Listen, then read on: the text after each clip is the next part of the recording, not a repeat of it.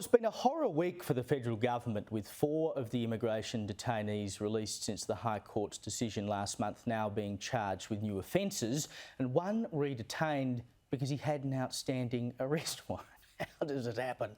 But in the context of such a big news story, you'd expect the relevant ministers to front the media. But on Tuesday, the day after the Advertiser exclusively revealed that one of the former detainees, a sex offender once deemed a danger to the Australian community by a judge, had been charged with assault in Adelaide, Home Affairs Minister Claire O'Neill, Immigration Minister Andrew Giles and Prime Minister Anthony Albanese, well, they were nowhere to be seen. O'Neill and Giles emerged from their bunkers on Wednesday to face the press pack, but they were accompanied by Attorney General Mark Dreyfus. Now, as you've probably seen by now, Dreyfus was asked by this network's political reporter, Olivia Caisley, whether he would apologise to the public. This is how he responded. Do you owe an apology to those in the community that have been subjected to misdeeds by some of these individuals? I want to suggest to you that that question is an absurd question. I will not be apologising for upholding the law. I will not be apologising for pursuing the rule of law, and I will not be apologising for acting. Do not interrupt. I will not be apologising for acting. I will not be apologising for acting in accordance with a High Court decision. Your question is an absurd one. Angry, belittling and finger-pointing at Ms Caisley. Now, I don't need to defend her. She's big enough to stand up for herself. But I know as a newspaper reporter that I enjoyed nothing more than making people angry. If someone bristled at your questions, you knew you were onto something. I remember as a local government reporter in Adelaide being told by a councillor that the council staff were worried when they heard I was coming to cover them. That's how I knew I was doing my job properly. And later as a newspaper chief of staff, I similarly revelled in making my reporters get people angry because I knew it was the makings of a good yarn. But imagine if a senior coalition minister had treated, say, a young female ABC or Guardian reporter in that way. You wouldn't be able to move for the accusations of misogyny.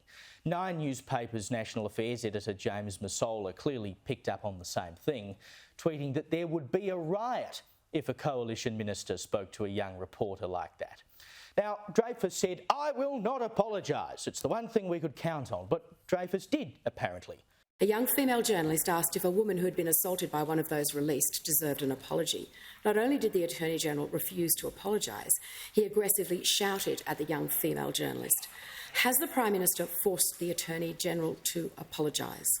The Attorney-General my understanding is, has spoken to the journalist concerned, has apologised. But it shouldn't have happened in the first place. Left-wing outlet Crikey simply characterised it as a mouthful and bought into Dreyfus's rhetoric that it was a stupid question by saying she asked it even though the government does not have the power to override the High Court. Do you think they'd have been so forgiving if it were a different government? I mean, Caroline, seriously, Dreyfus was obviously on the ropes, but you just know that if that question had been directed at a young woman from the ABC, we would be here today talking about a minister who should have their head on a spike.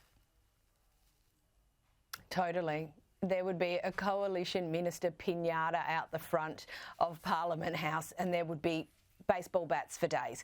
We know that. But what this actually shows us is how the senior ministers in the Labor government just aren't match fit. You know, they've been in opposition for 9 years. They've been mollycoddled by the media, haven't had any tough questions, and all of a sudden they're in and they're responsible and they're accountable for the decisions that they make, or in this case, the contingency plans they put in place or don't put in place prior to a High Court decision coming down, and they're responsible for those decisions. They don't like being asked the questions because they know they don't have good answers. I've never understood, as a politician in front of the media, like I know people snap from time to time. We all do it. I do it probably more than most. But when you're asked a question and you know it's going to be broadcast across the nation, how hard is it to just cool your jets a little bit and go, okay, perhaps we made a mistake here. I'm going to admit I got it wrong, and the public will actually appreciate that I've shown my human side. I just can't believe the effort it takes for you to be Mark Dreyfus and to be at a press conference with Claire O'Neill and Andrew Giles, the two most under-siege people in the country, and to come out of it the main character. Like, no one was thinking about you. I mean, you can just imagine Anthony Albanese. He's got his, he's trying to get in and out of Parliament. He's got his dark trench coat and sunglasses, and he's in the huddle. He's just telling them, look, it's going to be a fiery press conference out there. I'm giving you Mark Dreyfus. He's got the deep baritone voice. He's unfathomably boring to listen to. If the press conference gets out of hand, just hand it off to him. He'll bring the sting out of the room. And Albanese just must have been watching that press conference going, what is going on? It's just the worst note in which to end the year in Parliament. It's just fantastic. The Attorney General going off his chops. Now, very quickly, stories of the week. James, what's yours? Yeah, cool. So I'm a producer here at Sky News, and one of my pet peeves is hosts messing around in the sting. So for people at home who don't know what a sting is, you're in a commercial break, and then you hear the dun-dun, dun-dun, and you're back watching the media show. So that dun-dun, dun-dun, that's a sting.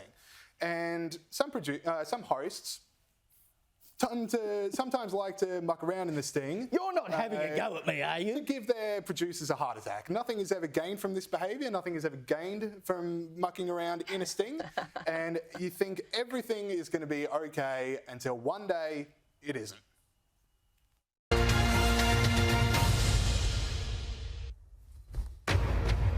Live from London, this is BBC. Don't muck around in the sting. Don't muck around in the sting. All right, I'm on notice.